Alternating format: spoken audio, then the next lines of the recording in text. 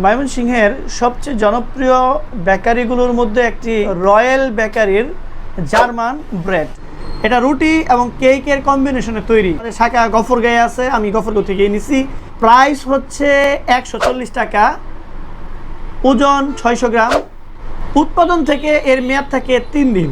একটা অনেকটা বার্থডে কেকের মতো, ক্রিম এবং ডেকোরেশন ছাড়া।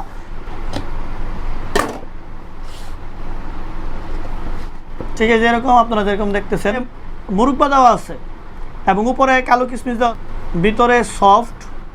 বিসমিল্লাহির রহমানির রহিম। রুটিটা সফট এবং মিষ্টি। এবার মুরব্বা সহ খাচ্ছি।